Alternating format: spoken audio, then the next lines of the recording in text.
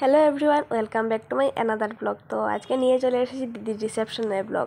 হ্যাঁ, অনেকটাই দেরি হয়ে গেছে, তো আমার শরীরটা ঠিক ছিল না, তাই জন্য আমি ভয়েস ওভারটা ভালোভাবে দিতে পারিনি। তো আজকে ভাবলাম দিয়েই দিই।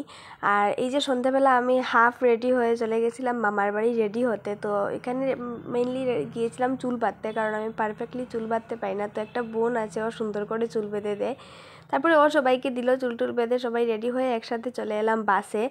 আর এই যে সবাই উঠছিল আর আমি ভিডিও করেছিলাম, বাট আমি বাসের লাইটটাই অন করতে ভুলে গেছিলাম। তো যাই হোক, তারপরে এখানে উঠে এই যে এখানে আমাদের কুট্টি মাসি আর মিষ্টি মাসি, ওরা নিজেদের তখনও বক্স চালু হয়নি, তো ওরা নিজেদের মুখ দিয়ে গান স্টার্ট করে দিয়েছিল, মুখে গেয়ে গেয়ে ডান্স স্টার্ট করে দিয়েছিল। তো খুব ভালো লাগছিল। আর এই যে আমাদের দিদির বাড়ি আমাদের বাড়ির থেকে মাত্র 10 মিনিটসের ডিস্টেন্স, তাই জন্য আমরা খুব একটা সময় বেশি আনন্দ করতে পারিনি, কারণ আমরা অনেক তাড়াতাড়ি পৌঁছে গেছিলাম। তো যাই হোক, যতটা সময় পেরেছিলাম আমরা মোটামুটি করে আনন্দ করেছিলাম। তো তারপরে আমরা এখানে দেখতে দেখতে পৌঁছেও গেলাম দিদির যে জায়গায় রিসেপশন হচ্ছে ওই জায়গাটায়। আর পৌঁছে এই জায়গায় আমাদের বসার ব্যবস্থা করা হয়েছিল, তো সবাই মিলে একসাথে বসলাম। আর বসে জিজুও এসেছিলো সবার সাথে একটু কথা বলতে। আর তারপরে আমাদেরকে ডাকা হলো মিষ্টি খাওয়ার জন্য। তো সবাই মিলে যাচ্ছিলাম মিষ্টি খেতে। আর মিষ্টি খেতে গিয়ে আমরা এখানে সবাই একসাথে বসেছিলাম, আমরা পুরো বাচ্চা পার্টি একসাথে, আর বৌদি ছিল আমাদের সাথে। তো যাই হোক, আমরা মিষ্টি টিষ্টি খেলাম, খেয়ে ভাবলাম দিদির সাথে দেখা করে আসি। তো ওইখানে গিয়ে দেখলাম যে প্রচুর ভিড়, কারণ আজকে তো সবাই এসেছে, তো দিদি বিজি আর প্রচণ্ড ভিড়ও ছিল। তাই ভাবলাম যে পরে দেখা করব। আর এদিকে এসে এই যে পুচকেটার সাথে ও দিদির সব থেকে ছোটো বোন, তো ওর সাথে ঢং করছিলাম বসে বসে। খুব ভালো লাগে ওকে, খুব কিউটও। তারপরে একটু পকোড়া আর কফি খেয়ে চলে এলাম আমরা এখানে বসে গল্প করতে। আর আমরা এখানে প্রায় 10-12 জন ছিলাম একসাথে, প্রচণ্ড মজা হচ্ছিল। আমি এখন খুব মিস করছি ওই টাইমটা, আমার খুব ভালো লাগছিল আমার ওই টাইমটাতে।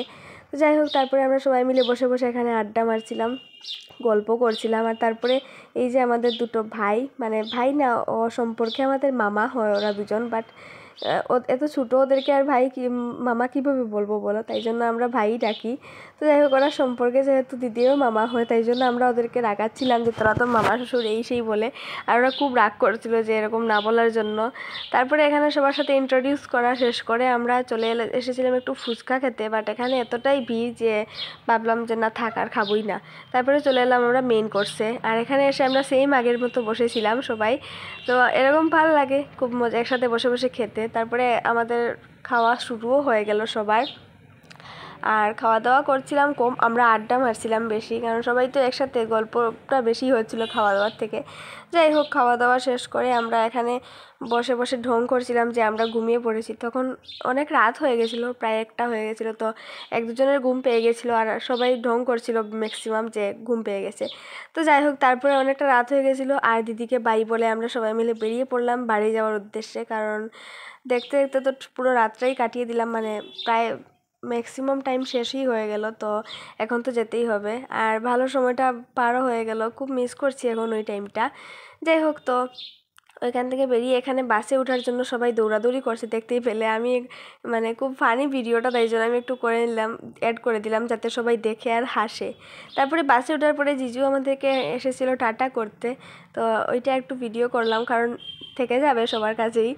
তারপরে এখানে বাসে আমরা বেশি কেউ ছিল না, কারণ আগে তো বলেছিলাম আমি ডিস্টেন্স কম, তো ম্যাক্সিমাম বাইক স্কুটি এগুলো নিয়ে এসেছিলো, তো ওরা যে যার মতো করে চলে গেছিলো। তাই আমরা কম মানুষই ছিলাম, শুধু বাচ্চা পার্টি আর আন্টি মাসি এরা ছিল। তো যাই হোক, তো খুব ভালো কাটলো দিনটা, খুব মিস করছি এখন। বাই, দেখা হচ্ছে নেক্সট ব্লগে।